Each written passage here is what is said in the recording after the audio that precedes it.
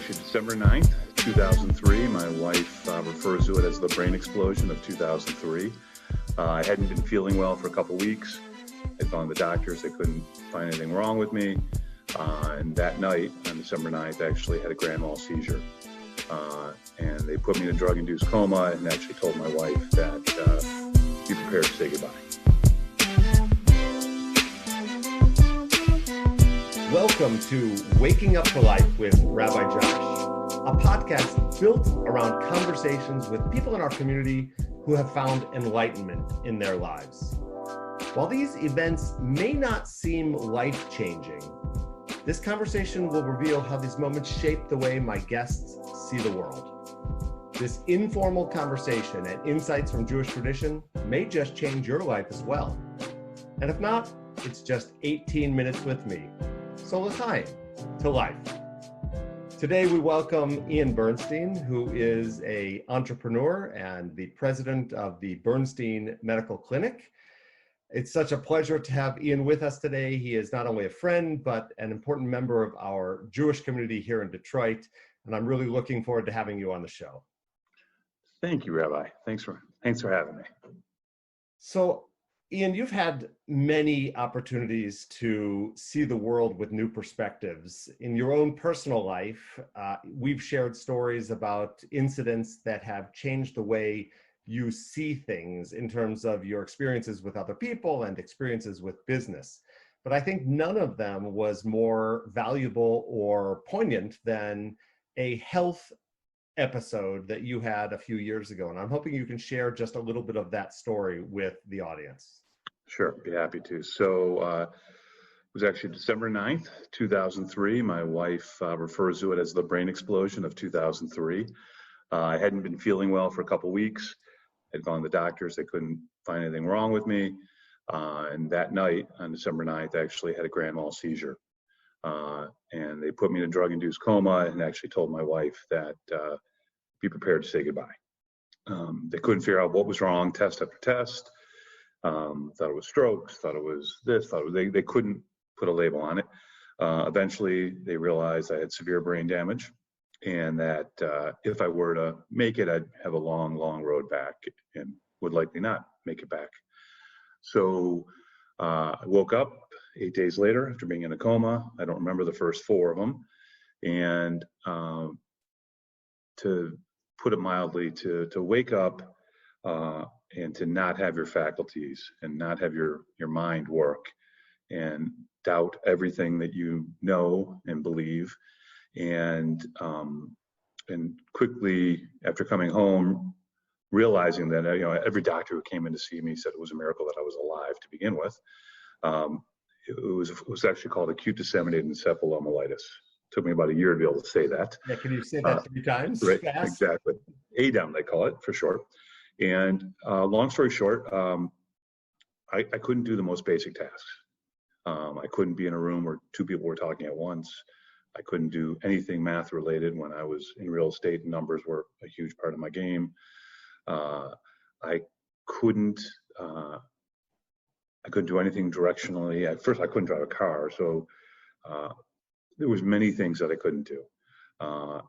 And the medication that they had me on was severely depressing, and it was a very bleak outlook. And I knew that I couldn't do the basic things I was able to do before, but I was trying to hide it, which put up a lot of defenses, and I was not a very pleasant person to be around. But I realized quickly through that process that I wouldn't have made it but for a million different items happening, all coming together. Number one, having the medical resources. My father had just passed away and he was a doctor. And so other medical professionals stepped right in to go above and beyond for me. My wife was incredible, forced me into going into occupational therapy when I refused to do it. Literally 6 months away from this incident, doing 3rd grade workbooks and not getting the answers right. That's how bad it was. But most important, she actually forced me to change my medical doctor. Actually, we switched to a mutual friend of ours, actually, John Fellows, who I tell him all the time I see him, the world's greatest doctor, and literally saved my life. Literally took me out of my funk and got me on a path. So all these things and I also had an employer that stuck behind me while this was all happening too. Never once, Bruce and Dan Israel stood behind me, kept me employed, which kept my confidence going. And I worked and I worked and I worked. And I realized afterwards that there's a community at large, whether it was driving me places because I couldn't drive, or bringing food over for us. And not to mention at the time, we were 8 weeks pregnant with our first child. So almost didn't get to meet them. So you have this incredible new outlook on life once you can kind of get to the other side. For a while, I was a miserable person. But once I got there and was able to reflect, I saw what it took to help me get there. And I will tell you, every day is a gift. I call every day a bonus day. And very little bothers me. I get upset with myself when I let something bother me that is so small. And so, don't sweat the small stuff certainly applies to me. It motivated me to give back to the people that helped me. I really stepped up my involvement in community, in charities, running the Burnstein Clinic, after my dad passing away, has been one of the greatest gifts I've ever been given. And I just really appreciate every day. I mean, it changed how I operate in business. I took a chance and left a job, and it changed how I enjoy and I go with full gusto on vacations and how I interact with friends. So my outlook is forever changed. So I'm listening to you tell the story. We've talked about this incident before, and I didn't even realize it. In many ways, you are living the title of this podcast, Waking Up to Life. You literally woke up to life. And even these many years later, I'm hearing the emotion in your voice when you talk about those first days. So is there a single lesson that you think is the most powerful experience that you take away from that initial moment? So I would say, I don't know if I'm necessarily answering the question, but my father had passed away 2 or 3, it was end of September, and this happened beginning of December. So my father just passed away not long before it. And I remember having this very intense conversation with him when he told me about his diagnosis, about how he had no regrets, right? He lived a great life, terrible that he's going to leave the earth at age 60, not meet my kids. But he said, I've exceeded all the expectations for my life and I have no regrets. So when I was still in the process of kind of digesting what had just happened, losing, my best friend, best man at my wedding.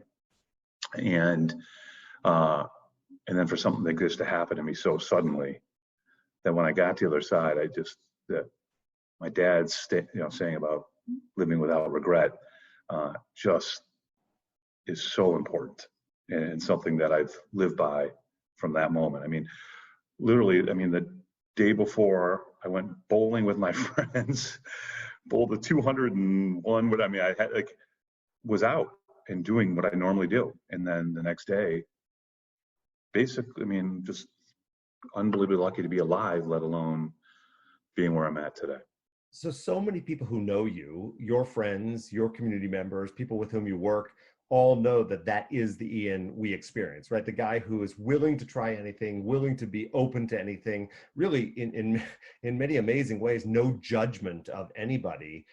For me, that's one of the most powerful pieces of your story, is that you have allowed that incident to expand your social circle, to expand your business circle, to enter into the community. So I'm wondering if there is something that was triggered in you that has allowed you to sort of get rid of that judgmental side and be a more welcoming, open, loving person, and how it's affected even your personal relationships. Yeah, that's a great question. I just have to think that the appreciation for life and realizing, okay, it was almost over, right? It could have easily been done. And I don't want to leave anything on the table. And so I want everything to be better. I want to have more experiences and travel more with my kids. I want to be a better husband. I want to, do things with my friends that we're going to just create incredible memories. Despite any, it just made me realize, talking to my dad a lot over the 6 months after his diagnosis until he passed, was, nobody else is going to remember how much money he had or how hard he worked, right? It's not important, but they will remember the fact that he touched thousands of patients in a way that is unimaginable and gave them dignity. And it really inspired me to make sure that I didn't do anything short of that. I wanted to make sure that I could help and inspire people as well. So your father taught you explicitly that lesson, and then your experience, that medical moment, allowed you to put his teaching into practice. I'm wondering, do you have these explicit conversations with your wife, Marcy, with your kids? Is this something that you talk about as a new version of who you are explicitly with your family? I don't know that I would say anything new. I mean, it's funny. I mean, I joke about this, but it's in some way true. I mean, there's nothing for me to know. Like, I literally could have woken up from this experience and been a different person. Yeah. Right. I could have been a much worse person before, a much better person now, and everyone could be telling me how I was before. Right. Literally, that's what could be happening within my mind. So I don't know that I necessarily talk about how different I am from that experience, but I certainly grew from it. And I will tell you, my wife, who, first of all, I'm unbelievably lucky to, be with her for 30 years. Actually, tomorrow will be 30 years. And just, and so, just the idea that she had the ability to, had the skill set and the ability to push me through to make these changes within my treatment and not let me just suffer, and wouldn't accept no from me, I think really changed me. So I think that, I think a lot about it. I do talk to the kids a ton about the lessons that I've learned from it. But what you just said really inspired me in this moment. You are not necessarily a different person than the person you were before, but your outlook is maybe different. Maybe in the spirit of this podcast, you woke up to recognizing how important it is to live out that reality in your life. And I want to just transfer the conversation a little bit to the side. This didn't just happen once, right? You had another incident in your life as a person who needed a kidney transplant to sort of learn the lesson over again. Do you think that you're just stubborn? You needed more than one episode? I guess the first one maybe didn't take enough. I knew actually that I had got diagnosed with this disease before that incident, just before the incident happened, like a year earlier. My mom had the disease as well. My grandfather had it. Hopefully my kids will not. But I knew it was coming, and happened a lot earlier than I ever anticipated, probably 15 to 20 years earlier than I thought it would happen or would hope it would happen, because I was living a very regimented, healthy life to try to extend the life of the kidneys that I had, and just the universe didn't want to agree with me. So I learned a ton through that experience as well. Just the power of, I received a kidney from a stranger. I've become very close with his family. And what's really been great is I've been able to mentor a lot of other people about my experience and formed incredible relationships and friendships. But this seems to be a real theme for you, right? So you come out of one experience and you begin to change other people's lives. You come out of the kidney moment and you take advantage of that chance to make a difference in the world. Your father died, and the clinic is created in his honor as a community clinic offering free healthcare to members in our community. Why is it so important for you to use your skill set, your resources to teach and give to others? Well, I don't know how much I'm actually helping. I hope I'm helping others, but I just feel it's the right thing to do. I mean, just from both my parents, I learned that at a young age, and I feel like I've been given two incredible incredible gifts. And, could have easily been the other way around. And so kind of cheated death now twice. And I just feel like if I can help other people, number one, it feels good. It feels right. And it's just, I guess, part of what I feel I need to do. I can't explain it. Well, I appreciate your humility in suggesting that you may or may not be making a difference in this world. Those of us who know you are in so many examples inspired by your work. I have to have you on the podcast again and talk more about the clinic itself and the work you're doing there. But even just as I watch you as a husband and a father, as a friend, I'm really overwhelmed with the humanity that you bring into the world. And in Hebrew, the word anava, or humility, is part of the Musar tradition. And it's one of the core values that we start with to then build the next stage of life. So that I want to just sort of move towards the end of this conversation by asking you a question about that humility. What is the next stage? What comes out of your humility in terms of what do you see in the future? Like what is your role here, given these experiences that you've had in the past? So, one of the things I think is most important is for me personally is to continue what I'm doing with the clinic. I think we can actually, some of the things that we've implemented, and we're right on course before COVID happened, and it's thrown us off a bit because we have partnerships with hospitals. But I think the way that we're doing things at the Burnstein Clinic could actually really help change the way things, if done right, could really help change the way healthcare is done for indigent people in this country. I think we're onto something. So to me, that's where I feel I can really make the most difference in the world. And it's more than just giving back to people in terms of free healthcare. It's about changing the way we see the system of healthcare and maybe getting to a better place. And quite frankly, maybe COVID is a positive in that way, that we are here in this moment, but there are now opportunities in front of us. Yeah, no, the only thing I think that's really limited us is just really, well, I know the only thing that's really limiting us right now is the capacity of the hospitals, who are just, right now they're just focused on doing what's right in front of them, and planning is very challenging for them, and I get it. But once they can kind of stabilize the system a bit, and you're right, timing could be on our side because we actually provide them a way to save a ton of money. And while we're giving great dignity, we're also I think we can actually help the economic system, for not only the hospitals, but, for Medicare and Medicaid. I think we can actually make a very significant difference. And I think it's fair to say there's a straight line from your own medical challenges and the lessons you've learned to how you can use that to help other people have experiences that are better in the medical system and beyond, really, in our lives. And that's one of the reasons I wanted to have you here today, because I think you have a mind that approaches life in this beautiful way that really can help other people.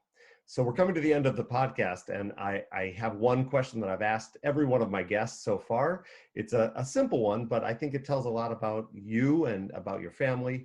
Is there a book that you've recently read, or a television show that you're binge watching through this pandemic that you would say has given you another lesson of life? Oh, God. I really can't think of anything. As far as, listen, I actually, so the last book I read was this book by a guy named Bill Browder. It's called Red Rising, I think it's called.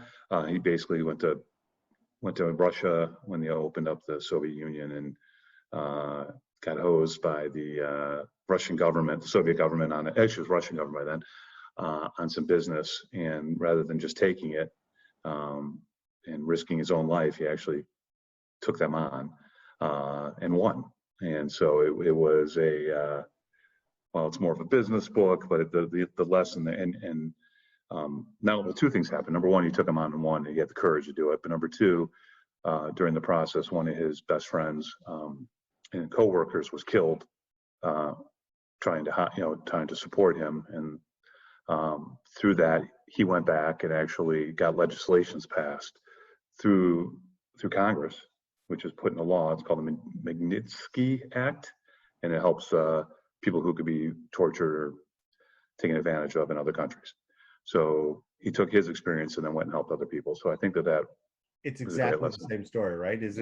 I think we're often attracted to books that reflect some of our own personal values, and that's very similar. We have experiences, and we have two choices: to be beaten by them or to beat them and use them in our favor and for the betterment of our community. And Ian, I love having you as a friend, and I love having this chance to talk today. I really thank you for being a part of this podcast. I don't know if you have a last moment of something you want to share. No, it's just it's an honor to be here, and I'd say that I'm happy that we got to celebrate your 25th anniversary, and you deserve all the accolades you received. Thank you. It's been great to have Ian Burnstein, a local entrepreneur here in the suburbs of Detroit, the president of the Gary Burnstein Medical Clinic in Pontiac, Michigan. Ian, you are an inspiration to all of us, and I hope those of you who are watching will tune in next time as we continue the dialogue with members of our community who have woken up to life through moments that they've experienced. Until then, l'chaim to all of you.